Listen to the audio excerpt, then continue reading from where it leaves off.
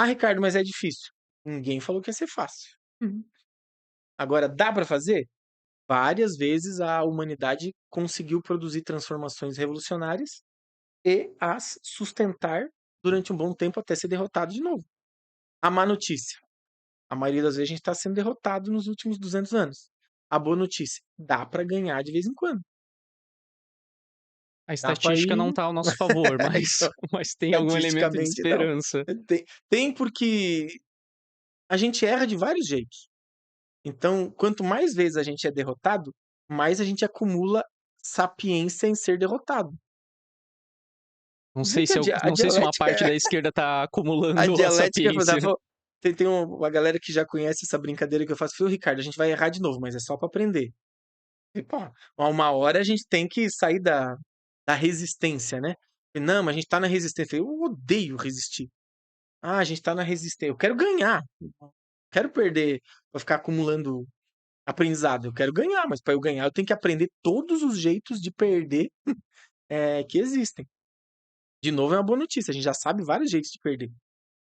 Só que, infelizmente, parte da classe trabalhadora no Brasil, que se expressa nas suas organizações, quer perder de jeitos que a gente já perdeu. Não dá para perder do mesmo jeito.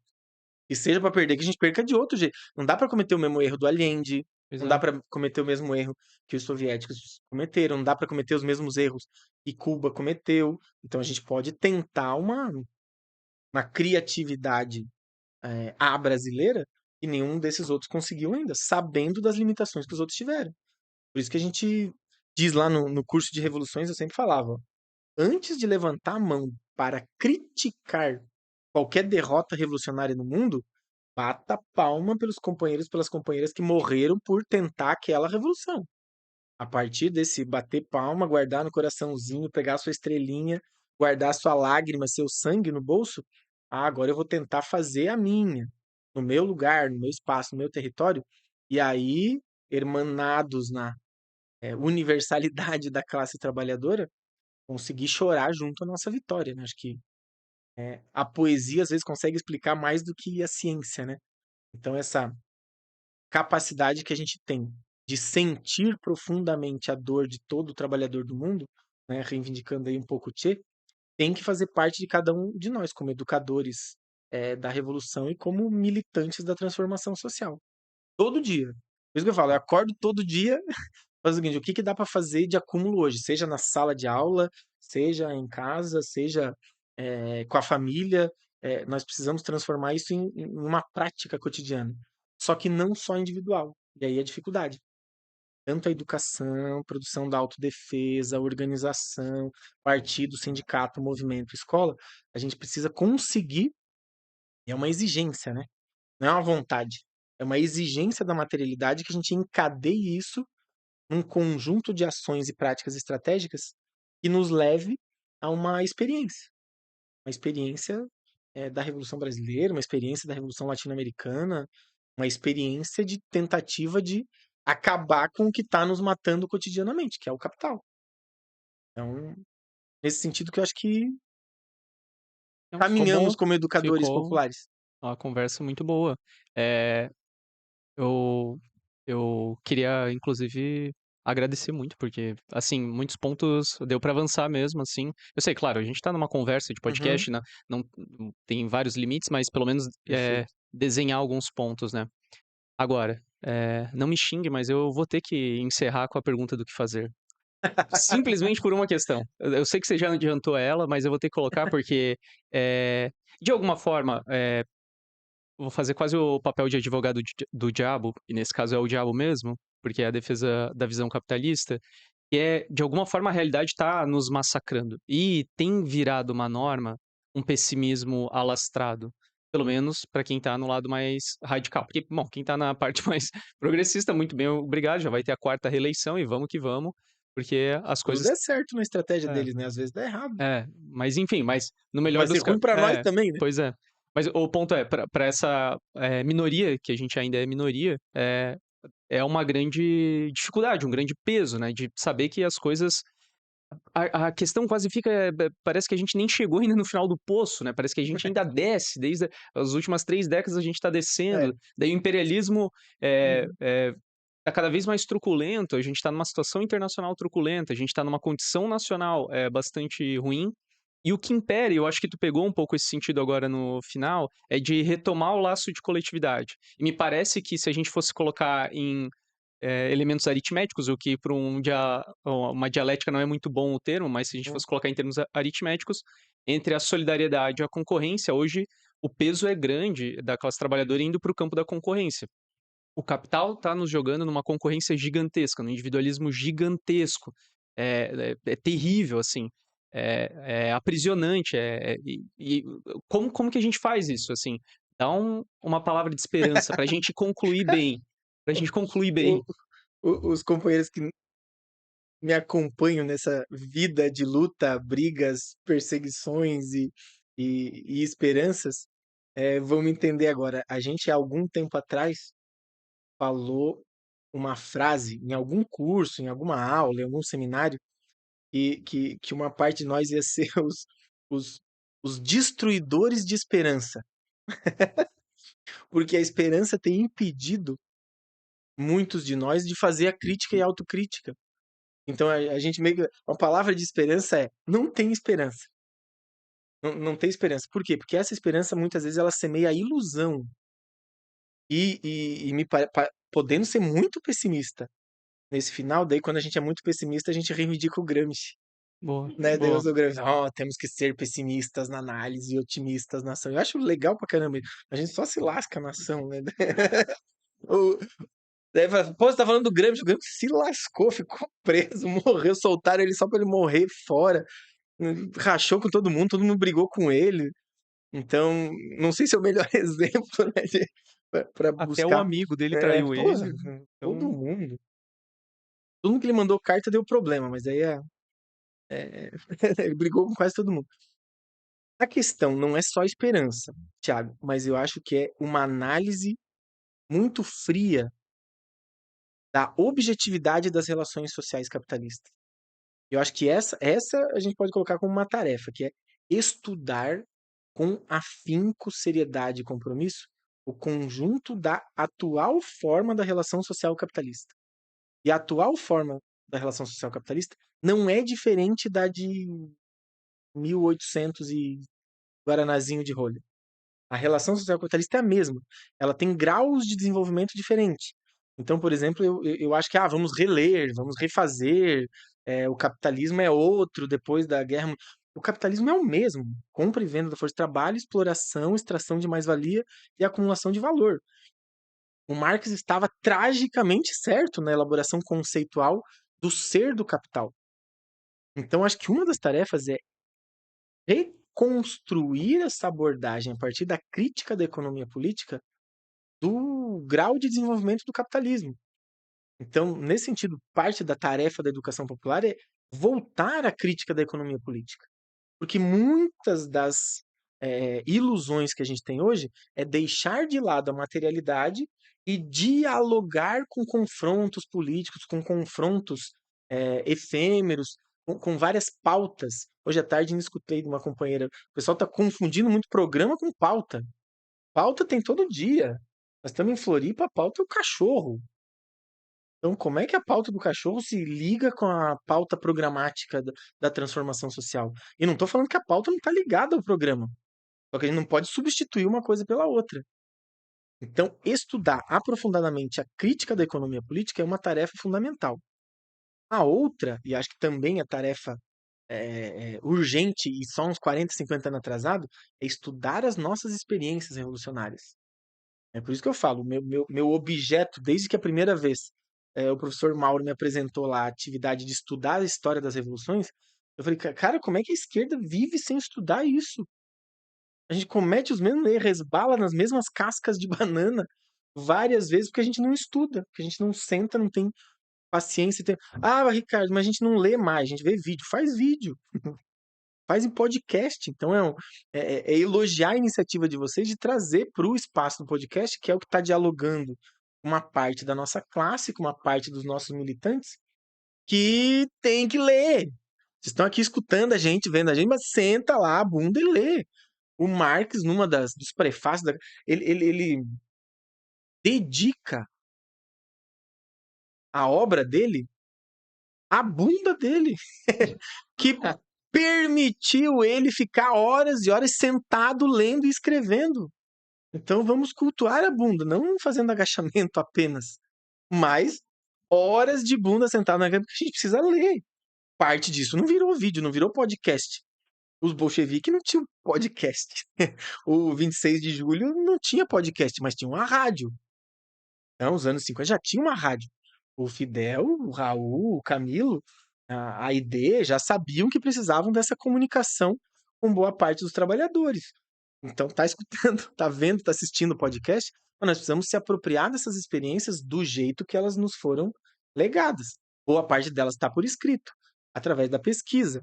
Então, um dos trabalhos possíveis é fazer pesquisa. A pesquisa popular, ela não pode ser substituída pela pesquisa acadêmica. Mas nós, educadores militantes, podemos, na universidade, colocar aquele espaço, aquele tempo, aquelas horas, a serviço de uma pesquisa comprometida com a luta social. Então a gente não pode se deixar usar, mas pode usar. Ah, mas o Ricardo está sendo utilitarista. É isso mesmo. É, nós precisamos usar os espaços que são criados pelo cotidiano a nosso favor, no nosso projeto, na nossa estratégia, não confundindo aquele espaço com o espaço nosso. A universidade não foi feita para trabalhador produzir conhecimento, socializar conhecimento. Mas o trabalhador pode entrar na universidade, aprender e usar aquilo para o seu projeto, para a sua organização, para a sua estratégia? Pode. Nós temos que fazer isso. Tem que ter cursinho popular para botar a molecada da periferia na universidade. Mas não pode ter a ilusão que a universidade vai produzir consciência.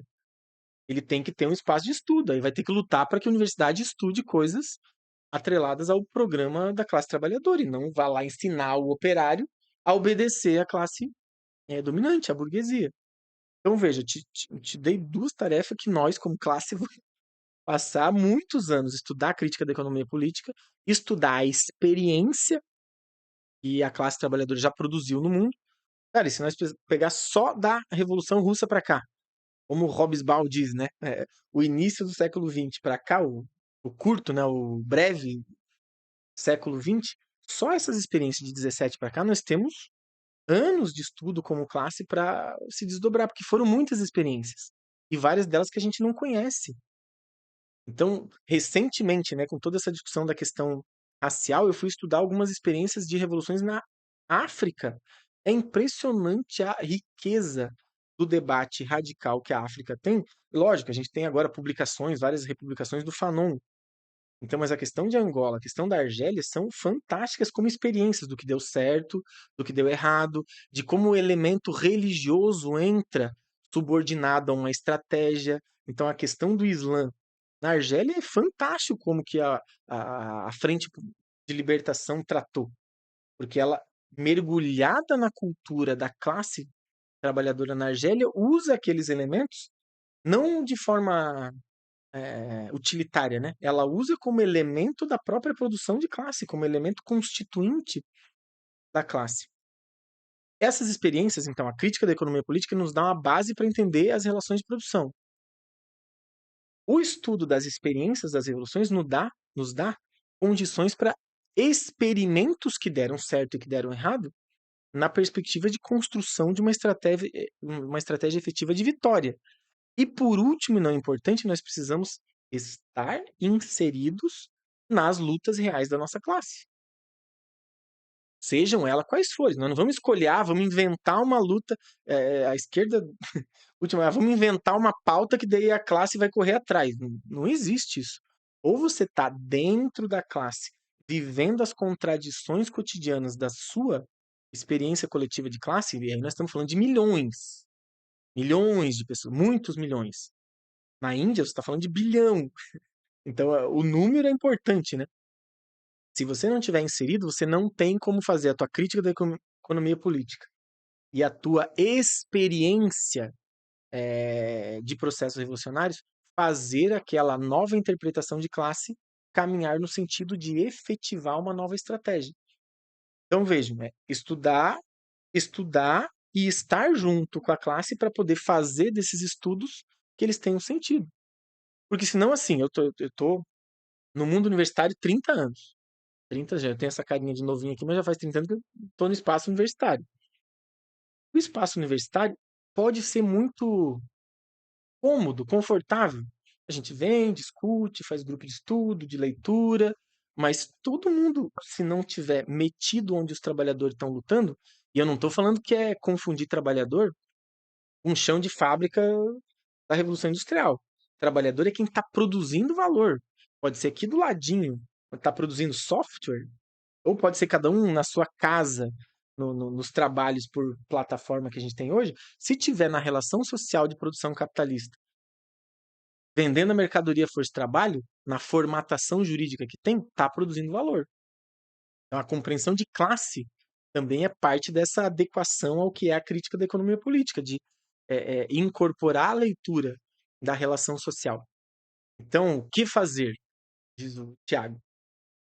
Estudar, estudar e estar lutando, mas tem um elemento, e eu acho que eu quero fechar com isso, a nossa conversa, pelo menos a minha participação, e tem um elemento muito caro à luta política que eu acho que foi relegado muitas vezes, que é o elemento afetivo.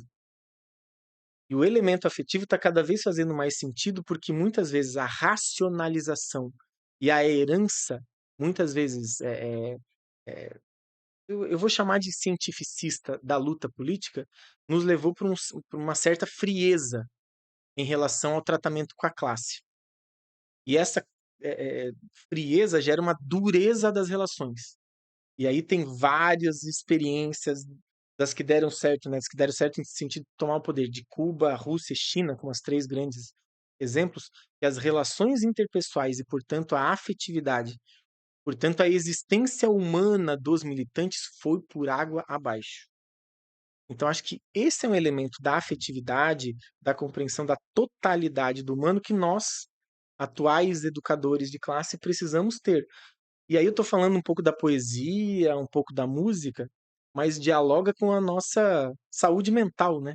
Que é um tema aí que vocês têm conversado também, ou pelo menos têm feito uma certa prática. Se nós não cuidarmos dessa saúde mental, a gente isola e faz a mesma separação que o capital faz, a mão de obra do indivíduo humano.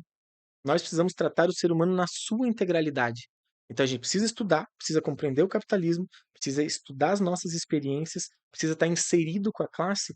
Isso quer dizer que a gente vai doer junto com a classe. Então, todos os sintomas de dor da exploração, da expropriação, das opressões todas, são dores que nós, como militantes, como educadores, precisamos estar junto, passar junto e problematizar junto para encaixar isso na nossa formulação de estratégia. Não tem como seres completamente despedaçados na sua humanidade militar pela transformação social. Seres completamente desumanizados pela lógica do capital, vai falar, eu vou me erguer. Cara, quem é que consegue? A gente tá aqui, nós dois, as pessoas vendo, mas o pessoal da produção aí perto e cada um na sua casa. Não tem como trabalhar 10, 12, 14 horas por dia, trabalhar em 2, 3 empregos e falar, ah, tá, agora eu vou militar. Né? Eu estou despedaçado com a família, despedaçado no trabalho, despedaçado com os colegas por conta da alta produtividade de trabalho. Como é que a gente vai exigir dessas pessoas que elas tenham condição de sanidade para falar assim, não, eu vou para um curso no final de semana. Eu falo, todo mundo que vai para um curso de final de semana já tem al- alguma coisa ali que vai, pô, ele conseguiu ir para um curso, ele está surtado de algum jeito, ele surtou e achou um lugar para outro surtado para se juntar e conversar. Falou, galera, é verdade, quem que surtou esse negócio? Nós estamos sofrendo de capitalismo. Aí quando a galera fala assim, eu tô sofrendo de capitalismo, é verdade, você tá também, você tá com depressão, tá com ansiedade, tá com transtorno de não sei o que, tá com síndrome de não sei o quê. Bem-vindo, meu filho, você é um filho legítimo da classe explorada, expropriada e submetida que a gente tem. O que que a gente vai fazer para se recompor como humano? Cara, é uma tarefa, é muito urgente. Não tem como eu ficar 2 dias, 3 dias, 6 dias estudando economia política, uma galera que não consegue se sustentar enquanto indivíduo diante da exploração. É impensável. Então vejam uma tarefa que talvez as outras escolas, eh, os outros momentos, as outras estratégias políticas não tenham levado em consideração, que é uma tarefa atual nossa. Nós precisamos colocar o ser humano de novo em condições de ser crítico, porque a medicalização, a separação dos indivíduos dos outros que são rebelados, está impossibilitando essa conexão mínima de um ser humano com outro, para dizer o seguinte: ah, não, eu sofro também. Eu tenho lá, né? Faz quase 30 anos que eu dou aula para adolescentes no ensino médio. Cara, todo ano aumenta o número de medicalizados. Só que todo ano aumenta o número de apassivados em sala de aula. Eu falo, eu sou um dos poucos professores que adorava bagunça em sala de aula. E queria dizer que eles estavam se movendo criticamente com as provocações que eu fazia. Hoje eu xingo, brigo, jogo eles na parede, falo que eles vão estar ferrados pro resto da vida. Eles nasceram na pior época da história mundial e eles ficam me olhando. Tá difícil mesmo. Mas por quê? Fruto do processo de apassivamento, do processo de fragmentação, individualização e de desumanização que o capital produz. Então fecho com essa notícia terrível, mas que ao mesmo tempo me motiva individualmente como militante, como educador, a todo dia ir para o meu local de trabalho, que é uma escola, mas ir para os locais de trabalho que me chamam para ir, para um sindicato, para um podcast, para um movimento social, para um bairro, para dizer o seguinte: não, eu preciso de um ser humano minimamente viável na sua humanidade e ele só é possível, ele só é viável se acabar com o capitalismo. O capital inviabiliza a humanidade. Eu vou retomar isso. O antagonismo é entre o capital e a humanidade. Se a gente quiser exercer e gozar da nossa humanidade, a gente precisa acabar com o capital. E isso é uma tarefa individual para vários de nós. Eu primeiro tenho que estar em condição de pensar a respeito e, a partir disso, um processo coletivo. E como você estava dizendo, eu preciso de grupos, eu preciso grupalizar. Eu preciso criar o duplo poder nos espaços que eu tenho disponível. É no local de trabalho, é no local de estudo, é no local de moradia, é no local de terapia, é no local de esporte, é no local de cultura. Então, nós temos várias possibilidades aí de desenvolver essa capacidade de grupalizar, humanizar e aí sim colocar em ação um conjunto de práticas, de ações organizativas para transformar em estratégia viável a nossa formulação, ou pelo menos esse esboço de formulação estratégica mais crítica, mais contundente, o termo que você usou acho que é bastante importante, mais radical para acabar com esse grande mal que vai nos destruir como ser humano, que é o capital, que é o